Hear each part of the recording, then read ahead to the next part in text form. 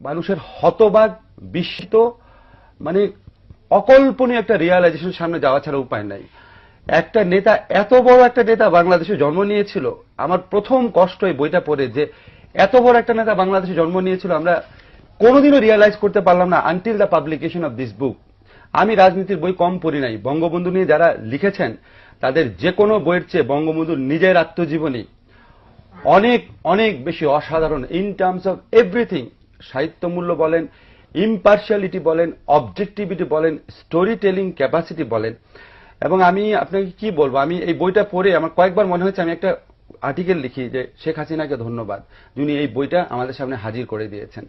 আমি অনেক বড় সমালোচক সরকারের শেখ হাসিনা, কিন্তু এই যে একটা কাজ উনি আমাদের করে দিয়ে গেছেন, এবং এই বইটা আমি পুঙ্খানুপুঙ্খভাবে চেষ্টা করেছি বুঝার জন্য এখানে কোনো কিছু ডিস্টর্ট করা হয়েছে নাকি, এখানে কোনো কিছু ডিস্টর্টও করা হয় নাই। কেন করা হয়নি আপনাকে বলি। এখানে বঙ্গবন্ধুর বিরুদ্ধে যারা রাজনীতি করেছেন, এমনকি বঙ্গবন্ধুর হত্যাকারী যিনি ছিলেন খন্দকার মুশতাক, তার সম্পর্কে ভালো কথা আছে, টাচ করা হয়নি কোনো কিছু। এবং যেভাবে উনি বর্ণনা দিয়েছেন, এটা একমাত্র নিজের ঘটনা, নিজে ছাড়া লিখলে অন্য কারো পক্ষে এত ডিটেইল বর্ণনা দেওয়া সম্ভব না।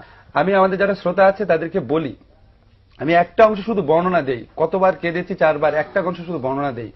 উনি যখন 54 ইলেকশন করবেন, উনার বিপক্ষে মুসলিম লীগের একজন প্রার্থী দাঁড়িয়েছেন ওয়াহিদুজ্জামান, উনি অত্যন্ত বড় লোক, বঙ্গবন্ধুর হাতে কোনো টাকা পয়সা কিচ্ছু নাই, অত্যন্ত দরিদ্র একজন মানুষ ছিলেন উনি, কোনোদিন কোনো চাঁদাবাজি করেননি, কিছু করেননি।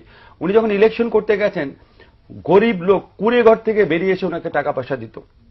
একটা ঘটনা আছে, একটা গ্রামের মহিলা, সে আপনার ঘন্টার পর ঘন্টা দাঁড়িয়েছিল, খুবই গরিব বৃদ্ধ মহিলা, এবং বঙ্গবন্ধু যাওয়ার পথে ওনাকে হাত ধরে টেনে নিয়ে বলেছে, বাবা আমার এই কুড়ে ঘরে তোমাকে একটু বসতে হবে। হাত ধরেই তিনি ওই ঘরে যান, এবং এত দরিদ্র, এখানে বর্ণনা আছে কুড়ে ঘরটার। তখন ওই মহিলা তাকে, বৃদ্ধ মহিলা তাকে 1 বাটি দুধ, একটা পান আর 4 আনা পয়সা এনে দেয়, ইলেকশন ফান্ডের জন্য আর কি।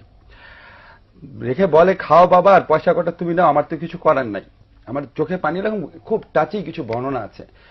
আমি মনে করি কি যে এই বইটা আমাদের কয়েকটা কারণে পড়া উচিত, শুধু ইতিহাসকে জানার জন্য না। একটা হচ্ছে এই দেশের মাটিতে কত বড় নেতা জন্ম হয়েছিল রিয়ালাইজ করার জন্য। সেকেন্ড হচ্ছে বঙ্গবন্ধুকে, এই অনুসন্ধান আমার থাকবে, আমি আজকে শ্রোতাদের কাছে কমিট করে গেলাম যে এত বড় একটা গণতান্ত্রিক নেতা, এত বড় একটা স্যাক্রিফাইসিং নেতা, এত বড় একজন মানে ভালোবাসাপূর্ণ মানুষ, কি করেছিলাম আমরা ওনার সাথে। আমরা মানে ওই সময়ের আওয়ামী লীগের লোকজন, ওই সময় জাসদের লোকজন, ওই সময় স্বাধীনতা বিরোধীরা মিলে দেশে কি পরিস্থিতি সৃষ্টি করেছিল, এবং ওই সময় আন্তর্জাতিক ষড়যন্ত্র। এত বড় একটা গণতান্ত্রিক নেতাকে উনি গণতন্ত্রের জন্য এক নাগারে 26 মাস জেলে ছিলেন। উনার শিশুপুত্র শেখ কামালের বয়স ছিল কয়েকদিন, শেখ হাসিনার বয়স ছিল কয়েক বছর।